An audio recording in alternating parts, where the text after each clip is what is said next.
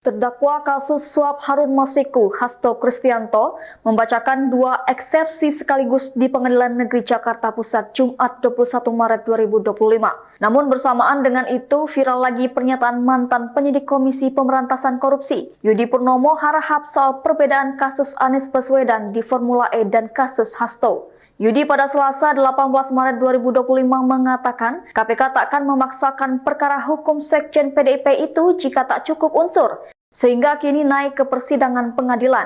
Sebab saat gelar perkara bahwa penyidik itu tidak sendiri dengan pimpinan, ada deputi penindakan, direktur penyidikan, direktur penyelidikan, direktur penuntutan hingga jaksa berlapis. Ia yakin pimpinan KPK telah dipegang dengan sosok tertentu, belum tentu perkara hukum akan berlanjut. Beda dengan kasus Formula E yang menyeret nama ex-gubernur DKI Jakarta Anies Baswedan.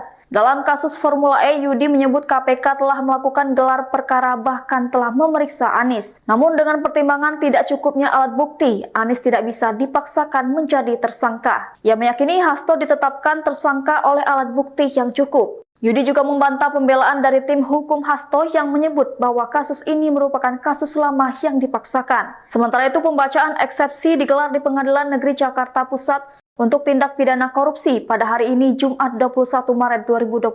Penasehat hukum Hasto Kristianto, Febri Diansah mengatakan, hari ini akan disampaikan dua dokumen eksepsi. Hasto juga akan menyampaikan sendiri eksepsinya dan kemudian dilanjutkan tim penasehat hukum.